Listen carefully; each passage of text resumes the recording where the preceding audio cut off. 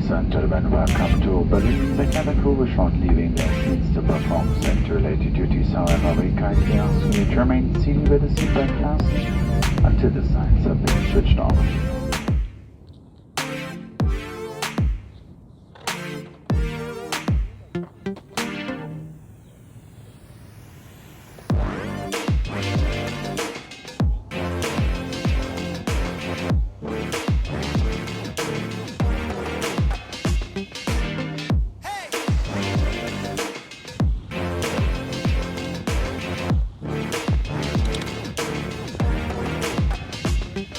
So today we're in Berlin. We are doing a track guide at the Tempelhof airport site.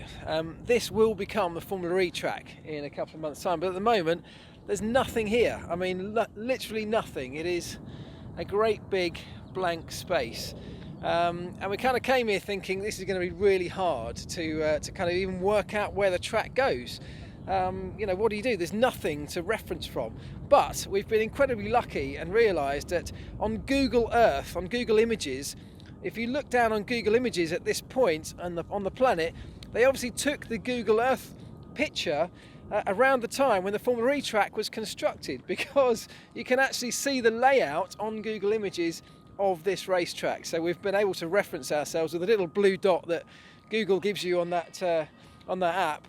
We can follow our way around the actual track, so it's made it an awful lot easier.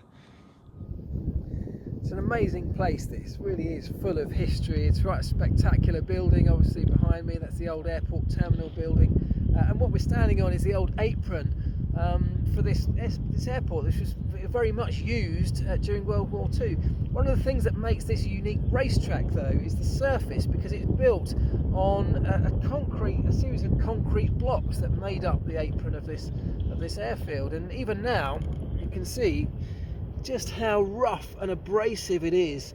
The stones protruding up above the concrete surface, and you can even imagine what that does to tyres. It absolutely rips through them, it chews them apart, it overheats them.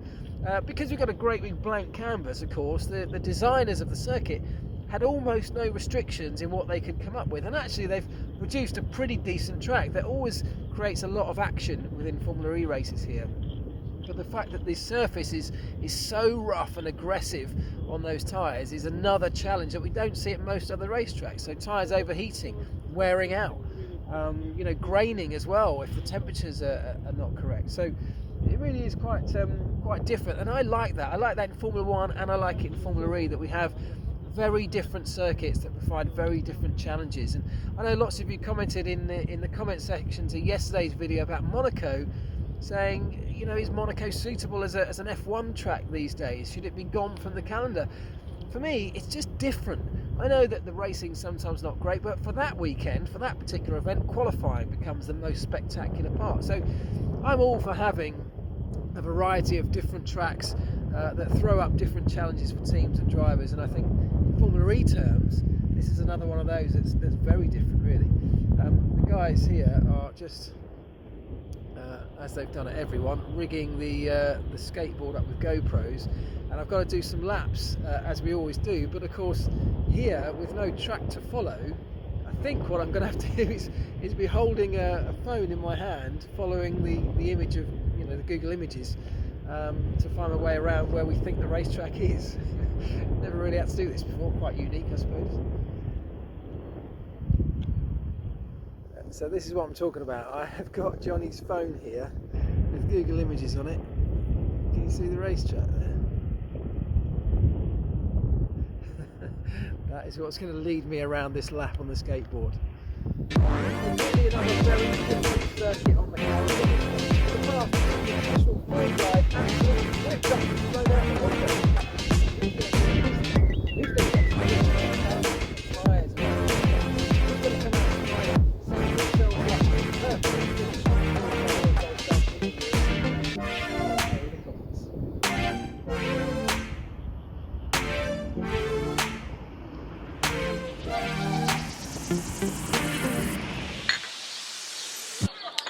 So we're done at the track itself, which is quite interesting, just seeing it, as it always is with these things. This project that I've been working on That's the 4th circuit we've done now. We did Paris, Rome, obviously Monaco yesterday, and then Berlin. It's been really interesting seeing, you know, these places when there's nothing there, or when the circuit doesn't exist, and just to get a bit of an understanding of what goes into making them happen. I hope yesterday around Monaco was quite an interesting insight for that reason, that it's a circuit that everybody, we all know it so well, and yet to see it up close and personal in its most raw state, when there's no barriers, when the curbing's not been put down, even the garages were just being assembled, you know. I found that really interesting. I hope you did too. Today's been exactly the same in a very different way, seeing this huge blank canvas of this Berlin Tempelhof airport site, knowing that in a couple of months it will be transformed into a racetrack that the Formula E cars will be tearing around lap after lap. So that's been really interesting for me, so I hope it has been for you. We have been out and shot a couple of other little bits around the city, the Berlin Wall and Checkpoint Charlie today, just getting some other bits and pieces put together for these little films. I believe they're all going to be released in the build up to each of the actual races, of course, Formula E races. So you'll see them if you follow the Formula E channels. They will be on there at some point, for those who are asking. But it's been great. I've loved it. Really, really nice trip. We've got one more of these particular ones to do, which is in Bern in Switzerland. So looking forward to getting out to that one at some point in the next few weeks too. But it's been quite hard to follow Formula 1 events because I've been away. So keeping on top of what's happening at the test has been quite difficult. I've only seen kind of headlines, just simply haven't had time to follow it as closely as I normally would. Really pleased to see Mick Schumacher get his shot in a Ferrari yesterday, and of course again today in an Alfa Romeo. From what I did see, it looked like he did a good job. He looked like he handled himself very well. He obviously did some pretty decent lap times as well, although that's not absolutely what it was about. The team will have undoubtedly been looking at him. Yes, this was a publicity stunt, and it will have drawn an awful lot of attention for Mick Schumacher, and also for Ferrari. But and it's a lovely story, of course, but I think behind the scenes, whether they'll say it publicly or not, they will absolutely have been making an assessment of Mick. Whether that's a formal assessment, maybe not, but just building up a picture in the engineers' minds, in the team principals' mind, you know, the people who will end up making decisions at some point. Because if we fast forward a couple of years, I know Vettel is locked in for this year and I think next year as well. Beyond that, you know, what happens? Because I've even seen some comments in the press today that Vettel has made saying, you know, even he doesn't know what will happen beyond 2020. And to me, that almost felt like that was Sebastian laying down a kind of an exit strategy if he needs it at that point. And of course, a lot can change by then. But he was talking about how he doesn't know yet what the future of the sport will look like. What will 2021 and beyond look like for Formula One? And that, you know, does he want to be involved in that? Will he enjoy it as much? Will he see it as a challenge like he's always seen Formula One? And will the same things that attracted him to it still attract him at that point?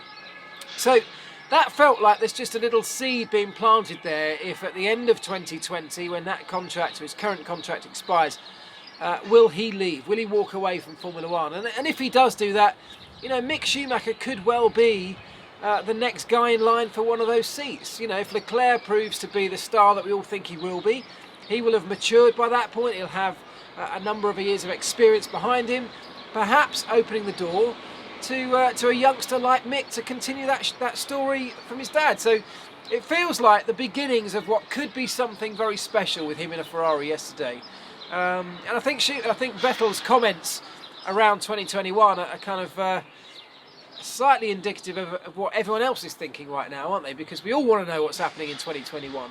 There was a big meeting last week in London where Liberty presented their vision to the teams about what the future of the sport might look like, what a set of regulations might look like, what the cars might look like, what the event of a Formula One Grand Prix might look like. Will it be a massive entertainment spectacle? You know, Vettel alluded to the fact that he wants to know whether it will still be a competition, an out-and-out competition for sportsmen like him, or will it be a big entertainment event where entertainment's the biggest focus? And I guess we all want to know those things. So the sooner we get some information around that, I think the better for everybody. I think the right people are looking into it, people like Ross Brawn, but working away behind the scenes with Formula One's interests and hopefully Formula One fans' interests at heart. So hopefully before long we'll get some answers on all of that. But I think the whole world is waiting for what 2021 might eventually look like for Formula One fans. Right, as the sun is going down behind me here in Berlin, then that will draw this to a close. I fly home tomorrow morning. We have a couple of hours to film any last minute pieces that we might need if we don't get today. But beyond that, I'm heading home.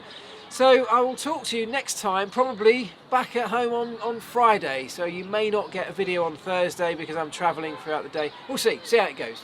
But look, in the meantime, let me know what you think of these videos that have been going. Let me know what you'd like to see more of, less of on the channel. I think, you know, we're due for a bit of an update, so let me know if there's something I've been doing that you hate, or if there's something that I haven't been doing that you desperately want to see. Hit me up in the comments, let me know.